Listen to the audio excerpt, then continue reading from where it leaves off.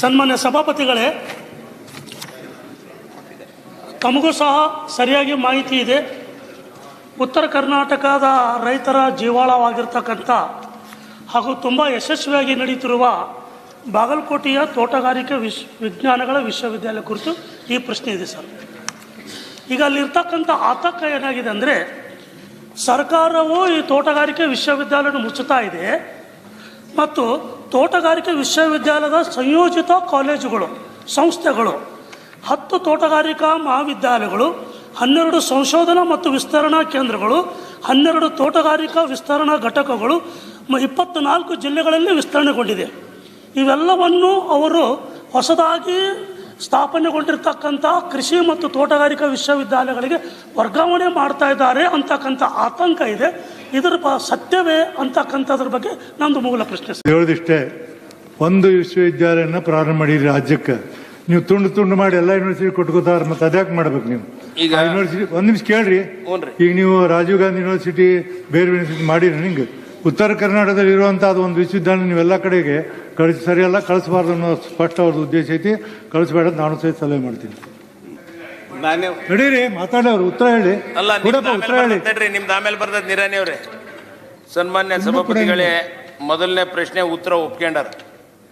ಈಗ ಎರಡನೇ ಪ್ರಶ್ನೆ ಉತ್ತರಕ್ಕೆ ಅಲ್ಲ ರ್ಯಾಂಕ್ ಹೌದು, ನಾವು ಹೋಗಿದ್ವಿ ಕೊಡಕ್ಕೆ, ಎಲ್ಲ ಹೋಗಿದ್ವಿ ರ್ಯಾಂಕ್ಗಳು. ದಾವಣಗೆರೆಗೆ ಹೋಗಿದ್ರಿ ಪುಣ್ಯ. ನೋಡ್ರಿ, ಅದಕ್ಕೆ ಎರಡನೇ ಪ್ರಶ್ನೆದ ಬಗ್ಗೆ ಇಂಟಿಗ್ರೇಟೆಡ್ ಯೂನಿವರ್ಸಿಟೀಸ್ ಬಗ್ಗೆ ಇಬ್ಬರು ಪ್ರಶ್ನೆ ಏನಿದೆ, ಅದು ಮುಖ್ಯವಾಗಿ ಹೇಳ್ಬೇಕಪ್ಪ ಅಂದರೆ ನಮ್ಮ ಎಲ್ಲ ಜನಪ್ರತಿನಿಧಿಗಳ ಒಂದು ಪ್ರೆಜರ್ನಿಂದ ಕ್ಯಾಬಿನೆಟ್ ಡಿಸಿಷನ್ ಆಗಿದೆ. ಕ್ಯಾಬಿನೆಟ್ನಲ್ಲಿ ಮಂಡ್ಯ, ಮೈಸೂರು, ಹಾಸನ ಈ ಭಾಗದಲ್ಲಿ ಒಂದು ಮೈಸೂರು ಅಗ್ರಿಕಲ್ಚರ್ ಯೂನಿವರ್ಸಿಟಿಗೆ ಇದನ್ನು ಮಾಡಬೇಕು ಅನ್ನೋ ದೃಷ್ಟಿಕೋನದಲ್ಲಿ ಕ್ಯಾಬಿನೆಟ್ನಲ್ಲಿ ಮಂಡ್ಯ ಯೂನಿವರ್ಸಿಟಿಗೆ ಆ ದೃಷ್ಟಿಕೋನದಲ್ಲಿ ಆಗಿದೆ.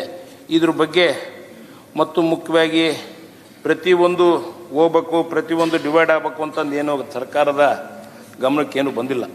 ಜನಪ್ರತಿನಿಧಿಗಳ ಒಂದು ಡಿಮ್ಯಾಂಡ್ ಜಾಸ್ತಿ ಇತ್ತು. ಆ ಭಾಗದ ಎಲ್ಲ ಎಲೆಕ್ಟೆಡ್ ರೆಪ್ರೆಸೆಂಟೇಟಿವ್ಸು, ಎಲೆಕ್ಟೆಡ್ MLAಸು ನಮಗೆ ಭಾಳ ದೂರ ಆಗುತ್ತೆ, ನಮಗೆ ಬಾಗಲಕೋಟೆ, ನಮಗೆ ಇಲ್ಲೇ ಮಾಡಿರಿ, ಇಂಟಿಗ್ರೇಟೆಡ್ ಯೂನಿವರ್ಸಿಟಿ ನಮಗೆಲ್ಲ ಮಾಡಿಕೊಡ್ರಿ ಅಂತ ದೃಷ್ಟಿಕೋನದಲ್ಲಿ ಇವತ್ತು ಏನು ಮುಖ್ಯಮಂತ್ರಿಗಳು ಎಲ್ಲ ನಮ್ಮ ಜನಪ್ರತಿನಿಧಿಗಳ ಒಂದು ಆಲೋಚನೆ ಮೇರೆಗೆ ಇವತ್ತು ಕ್ಯಾಬಿನೆಟ್ ಡಿಸಿಷನ್ ಆಗಿದೆ.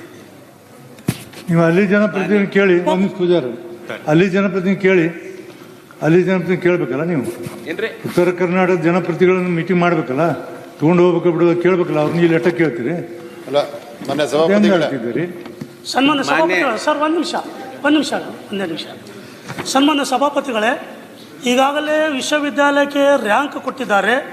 300 ಎಕರೆ ಜಮೀನಿನಲ್ಲಿ ಸುಸಜ್ಜಿತವಾಗಿರ್ತಕ್ಕಂಥ ಕಟ್ಟಡಗಳಿದ್ದಾವೆ. ಅಂತಾರಾಷ್ಟ್ರೀಯ ಮಟ್ಟದಲ್ಲಿರ್ತಕ್ಕಂಥ ಪ್ರಾಧ್ಯಾಪಕರು ಮತ್ತು ವಿಜ್ಞಾನಿಗಳ ವಿಶ್ವವಿದ್ಯಾಲಯದಲ್ಲಿ ಕೆಲಸ ಮಾಡ್ತಾರೆ. ಒಂದು ವೇಳೆ ಆ ವಿಶ್ವವಿದ್ಯಾಲಯದಲ್ಲಿರ್ತಕ್ಕಂಥ ಸಂಸ್ಥೆಗಳು ವರ್ಗಾವಣೆ ಆದರೆ ನಮಗೆ ವಿಶ್ವವಿದ್ಯಾಲಯ ತೆಗೆದಕ್ಕೆ ಏನೂ ತಕರಾರಿಲ್ಲ.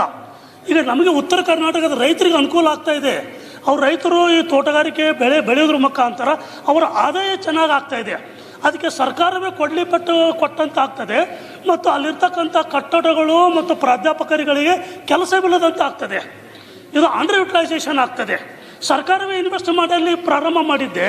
ಇದರಿಂದ ಸರ್ಕಾರ ತೆಗೆದುಕೊಳ್ತಕ್ಕಂಥ ಈ ನಿರ್ಧಾರವು ಇದು ಅಲ್ಲಿರ್ತಕ್ಕಂಥ ವಿಶ್ವವಿದ್ಯಾಲಯಕ್ಕೆ ಮತ್ತು ರೈತರಿಗೆ ಮರಣ ಶಾಸನ ಬರೆದಂತಾಗ್ತದೆ. ದಯವಿಟ್ಟು ತಾವು ತಮ್ಮ ಸರ್ಕಾರ ವಿಶ್ವವಿದ್ಯಾಲಯಗಳನ್ನು ಮುಚ್ಚತಕ್ಕಂಥ ಏನು ಅಭಿಯಾನ ಇದೆಯಲ್ಲ, ಆ ಅಭಿಯಾನವನ್ನು ದಯವಿಟ್ಟು ತಡೆಗಟ್ಟರಿ ಮತ್ತು ಇದನ್ನು ವರ್ಗಾವಣೆ ಮಾಡ್ತಕ್ಕಂಥದ್ದು ನಾನು ಕಠೋರವಾಗಿ ವಿರೋಧ ಮಾಡ್ತೀನಿ ಸರ್.